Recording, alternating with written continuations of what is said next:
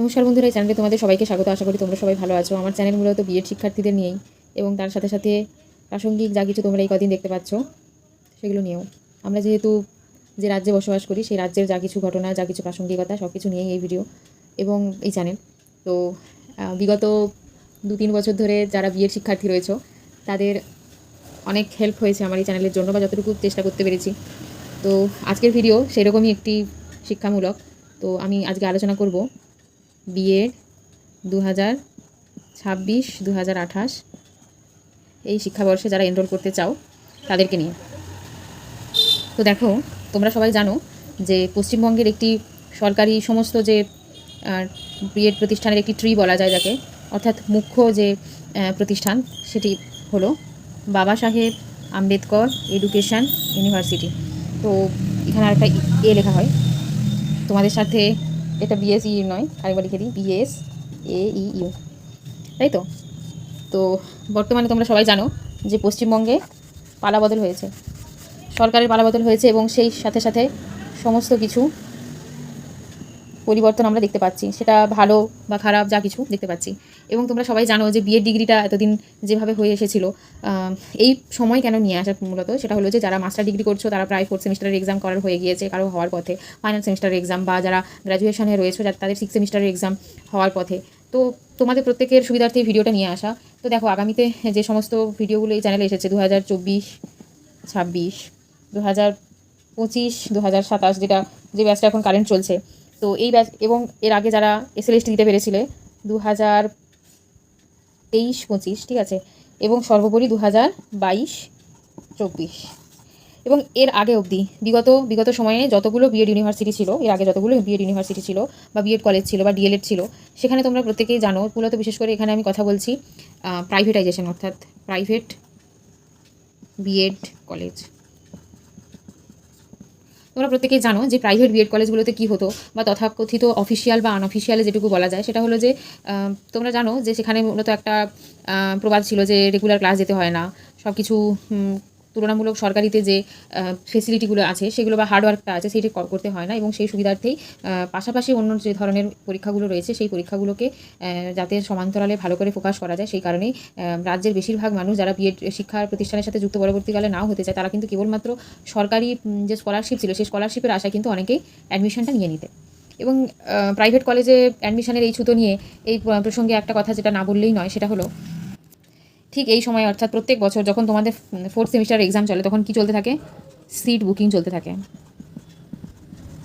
কোথায় চলতে থাকে? বিভিন্ন কলেজে চলতে থাকে। পুরোপুরি অ্যামাউন্ট না দিলেও প্রত্যেকটা কলেজে কতগুলো সিট আছে সেগুলো তোমাদেরকে কভার করতে হয়। যদি কভার হয়ে যায় তাহলে আর তোমাদের কোনো সুযোগ থাকে না। যদি না কভার হয়ে গিয়ে থাকে, তাদের পার্শ্ববর্তী অন্য কোনো কলেজ বা অন্য পরিচিত কলেজে তোমাদের অ্যাডমিশনের প্রক্রিয়া চলতে থাকে। এবং বলা বাহুল্য, প্রত্যেক বিএড শিক্ষার্থী যে উদ্দেশ্য নিয়ে বিএডে এন্টার করে, যখন তারা এক্সিট করে যায় তখন কিন্তু সেই উদ্দেশ্য তাদের ফুলফিল কোনোভাবেই হয় না। অর্থাৎ বিএডের যে ঘেরাটোপ রয়েছে তারা কিন্তু একেবারে সেই চক্রব্যূহে এসে পড়ে। এই চক্রব্যূহে এসে পড়ার যথেষ্ট কারণ রয়েছে বন্ধুরা। যারা বিএড কমপ্লিট হয়ে গেছে বা রয়েছে তাদের হচ্ছে, প্রায় আমার সাথে সকলেই সহমত হবে, সেটা হচ্ছে যে এক হচ্ছে late process, huge late process in Baba Saheb Ambedkar education university, ঠিক আছে।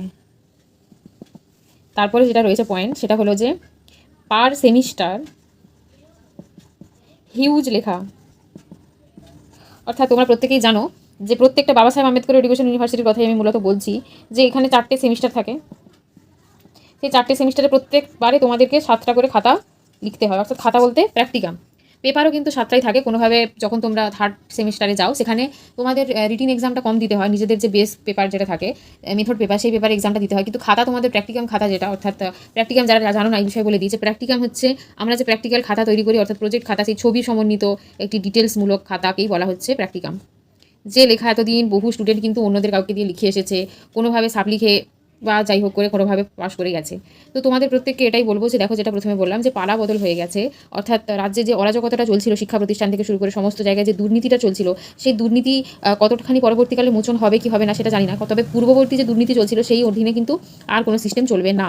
অর্থাৎ এটা বলে রাখা ভালো যে প্রাইভেট কলেজ বা হচ্ছে সরকারি গভর্নমেন্ট কলেজ বা যেখানেই তোমরা এই সমস্ত টিচিং টিচিং রিলেটেড যে কোর্সগুলি রয়েছে বা ট্রেনিংগুলি রয়েছে, তোমরা যদি অ্যাটেন্ড করতে চাও সেখানে কিন্তু তোমাদেরকে হিউজ অ্যাটেনশান দিতে হবে, তবেই তোমরা জিনিসটাকে ফোকাস করতে পারবে। তাহলে এটাই ছিল আজকের প্রথম এবং প্রধান কথা, যে বিএড বা ডিএলএড যেখানেই তোমরা এন্টার করো না কেন, হেলায় তোমরা পাশ করে যাবে এটা ভেবো না, তোমাদেরকে রীতিমতো পড়াশোনা করতে হবে এবং সেখানে সময় দিতে হবে, এটা ভেবে তোমরা পড়াশোনা করো।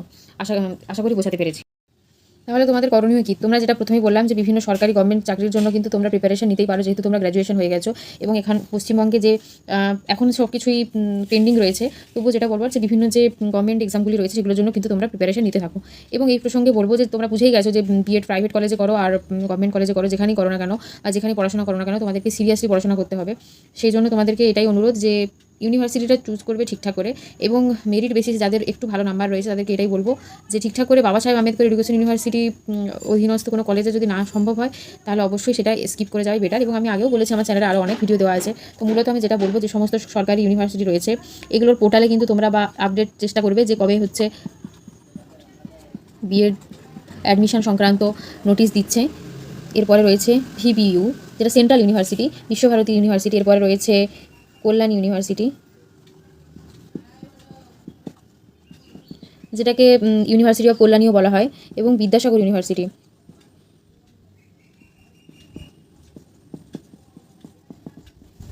তো এই বিদ্যাসাগর ইউনিভার্সিটি প্রপার ইউনিভার্সিটিতে হয় না, কিন্তু এর যে তমলুক কলেজ রয়েছে, যেটাকে তাম্রলিপ্ত কলেজ বা তাম্রলিপ্ত মহাবিদ্যালয় বলা হয়, সেখানে কিন্তু এর অধিক। এগুলোকে বলবো যে প্রত্যেকে এখানে এই সমস্ত ইউনিভার্সিটিগুলোকে তোমাদের যদি মার্কস ভালো থাকে এবং অবশ্যই তোমরা কম খরচে বিএড ডিগ্রিটা কন্টিনিউ করতে চাও, তাহলে অবশ্যই এই ইউনিভার্সিটিগুলো চেষ্টা করে দেখতে পারো। এরপরে আসছি যে প্রাইভেট ইউনিভার্সিটিতে অ্যাডমিশন নিলে কী সুবিধা অসুবিধা আশা করি বললাম, বোঝাতে পারলাম। এরপরে আসছি যে পয়েন্টটা, সেটা হলো সেই তথাকথিত পুরনো আলোচনা যে বিএড না ডিএলএড ভালো।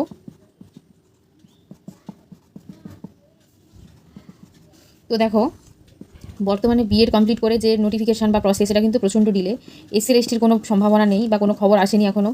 সেই 2016 আর 2025-এর মধ্যে যে বনিবনা আছে সেটার তো রয়েছে, কিন্তু সরকার ঘোষণা করেছেন SL/ST 3। তো জানা নেই, আগামীকাল যদি কোনো বাজেট পেশ হয় তাহলে সেই সম্পর্কে জানা যাবে। এবং এখানে বিভিন্ন রকম মার্কস কীভাবে ডিস্ট্রিবিউশন হবে তোমরা নিশ্চয়ই জানো যে একাডেমিকের ওপরে যে একটু বেশি মার্কস থাকছে, অর্থাৎ ডিগ্রি কোর্সের ওপরে বেশি মার্কস থাকছে, এবং ইন্টারভিউ কিন্তু যে 20 নম্বরটা ছিল সেটা কমিয়ে 10 নম্বর করে দেওয়া হয়েছে, যাতে 60 মার্কসের হচ্ছে পুরো রিটিন এক্সাম হয়েছে। তো এটাই বলবো যে তোমাদের যদি পিএইচডি বা নেট সেট এসব দেওয়ার ইচ্ছে থাকে তাহলেই হচ্ছে এই বিএডটা করো। এছাড়া যদি মনে হয় যে ডিএলএড, হ্যাঁ ডিএলএড অবশ্যই তোমরা করতে পারো এখানে হচ্ছে, তবে এটাও খুব টাইম টেকিং। এটা সরকারের অধীনে করো বা যেখানে যেভাবেই করো না কেন, 2 ইয়ারের প্রোগ্রাম, ঠিক আছে, 2 ইয়ার প্রোগ্রাম এটাও, বাট এখানেও প্রসেস খুব ডিলে হয়। তো যেটাই বলবো যে কমপ্লিট হয়ে যাওয়ার পরে তোমরা কিন্তু এক্সামে বসতে পারবে। এবং এই প্রসঙ্গে বলে রাখি যে বিএড বা ডিএলএড এখানে কিন্তু বেশিরভাগ প্রত্যেকটা জায়গাতেই সিডিপি অর্থাৎ চাইল্ড সাইকোলজি, যেটা কিন্তু প্রচণ্ড একটা ফ্যাক্টর, সেখানে কিন্তু দরকার। এবং এটা কেন করবে, কারণ আমি বলছি তোমাদেরকে যে তোমরা সবাই জানো যে বর্তমানে সমস্ত স্কিম সমস্ত কিছুর সাথে সেন্ট্রালাইজেশন শুরু হয়ে গিয়েছে। রিসেন্টলি একটা ইউনিভার্সিটি বা অধীনস্থ কলেজের যে সমস্ত college centralised plus government, West Bengal government, সেটার একটা মার্জ পিডিএফ রিলিজ হয়েছে, তোমরা আশা করি জানো। যদি না জেনে থাকো আমি তোমাদেরকে প্রোভাইড করে দেবো। তো সেই হিসাবে তোমরা সবাই জানো যে রাজ্যে হচ্ছে বিভিন্ন অনেকগুলি পিএমশ্রী যে স্কুল, অর্থাৎ পিএমশ্রী কেন্দ্রীয় বিদ্যালয় বা বিভিন্ন সেন্ট্রালাইজড যে স্কুলগুলি রয়েছে সেগুলি প্রতিষ্ঠিত হওয়ার সম্ভাবনা রয়েছে। তো এটা আর বলার অপেক্ষা রাখে না যে সিডিপি তোমাদের কিসের জন্য কাজে লাগবে। হ্যাঁ, সিটেটের জন্য, অর্থাৎ সেন্ট্রাল টেট। সেই সেন্ট্রাল টেটটা পাস করবার জন্য কিন্তু সিটেট তোমাদের পড়তেই হবে, একই পূর্ব পরিচিত সমস্ত কিছু। কিন্তু এখানে এখন কম্পিটিশন প্রচুর পরিমাণে। 150 মার্কসের কোশ্চেনে শুধুমাত্র এটা একটা কোয়ালিফাইং এক্সাম, যেখানে হচ্ছে 90 আউট অফ 150 আউট অফ 90 পেলে কিন্তু জেনারেল ক্যাটাগরিতে তোমরা হচ্ছে কোয়ালিফাই করে যাবে। এছাড়া 82 পেলে এসসি এসটি এবং ওবিসি এই ক্যাটাগরির অধীনে যারা রয়েছে এই মার্কসটা পেলে কিন্তু তোমরা সিটের কোয়ালিফাই করে যাবে। তো এটাই বলার ছিল যে তোমরা অবশ্যই কোর্সে এনরোল করতে পারো, কিন্তু সেই কোর্সে এনরোলের সাথে সাথে পড়াশোনাটাকেও চালিয়ে যেতে হবে, থেমে থাকলে হবে না। এবং এই রিলেটেড সমস্ত কিছু যা বললাম যে এগুলো ভেবেচিন্তে একটু পড়াশোনা করতে হবে। যে তোমরা চাইছো না যে কোনো রকম একাডেমিক্সের মধ্যে থেকে পড়াশোনাটা করতে, ফ্রেশফুলি তোমরা কম্পিটিটিভ এক্সামের দিকে মুভ করতে চাও। এবং এখন তো ছেলেমেয়েরা খুবই অ্যাডভান্স, তাই তারা কলেজে পড়াশোনা চলাকালীন বা এইচএসের পর থেকে তারা কম্পিটিটিভের এক্সাম শুরু করে দেয় পড়াশোনার জন্য। তো সেটাই বলা বাহুল্য এবং এটা করাই উচিত। তো বলবো তোমাদেরকে যে বিভিন্ন এখন ফ্রি সোর্স রয়েছে, পেড সোর্স রয়েছে। ফ্রি সোর্সেও যদি তোমরা ট্রাই করতে চাও, সেখানে কিন্তু এখন ওয়েস্ট বেঙ্গলে কী হয়েছে, কোনো নোটিফিকেশন আসেনি, কিন্তু যে সমস্ত পরীক্ষাগুলির সম্ভাবনা রয়েছে সেই অনুযায়ী তো সবাই হচ্ছে কোর্স বিক্রি করতে শুরু করে দিয়েছে। তো আমি এটাই বলবো যে এখন এই মুহূর্তে কোনো কোর্সের জন্য না পড়াশোনা করে, কোনো প্রপার এক্সামের জন্য পড়াশোনা না করে তোমরা যদি কম্পিটিটিভ এক্সামের জন্য পড়তে চাও, তাহলে সাথে ম্যাথ বা কোয়ান্ট, এরপরে রিজনিং অ্যান্ড অবভিয়াসলি এগুলো প্রপার পড়াশোনা করতে শুরু করে দাও।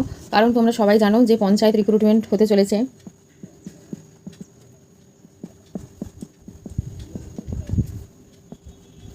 এবং তোমরা জানো যে রেলওয়ে অর্থাৎ আরআরবি, এনটিপিসি বা আরও যে সমস্ত ব্যাঙ্কিং, সিজিএল, সিএইচএসএল এর যে এক্সামগুলো রয়েছে, সেই এক্সামের জন্য তোমরা যদি পড়াশোনা শুরু করে দাও, তাহলে কিন্তু তোমাদের এই স্টেট লেভেলের যে এক্সামগুলি রয়েছে, অর্থাৎ পিএসসি বা সমস্ত কোঅপারেটিভ সেক্টরে যে সমস্ত এক্সাম রয়েছে, তোমরা কিন্তু ইজিলি ধীরে ধীরে ক্র্যাক করতে পারবে। এবং সবথেকে বড় কথা হলো, তোমাদেরকে খালি মনে বসে আছো, এটা তোমাদের মনে হবে না কোনো একটা কাজের মধ্যে আছো বা পড়াশোনার মধ্যে আছো। এটাই সবথেকে তোমাদের নতুন নতুন। তো তুমি এবারে ঠিক করো যে তুমি স্রোতের বিপরীতে দাঁড়াবে না স্রোতে ভেসে যাবে।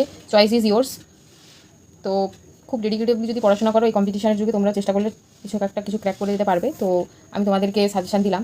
এবং অবশ্যই তোমরা নতুন যারা বিএড শিক্ষার্থী বা তাদের কী কী নতুন ক্রাইটেরিয়া লাগবে বা তোমাদের মনে হয়েছে যে তোমরা কী ধরনের ভিডিও আলোচনা দেখতে চাও, অবশ্যই কমেন্টে জানিও। আজকের ভিডিও এই পর্যন্তই।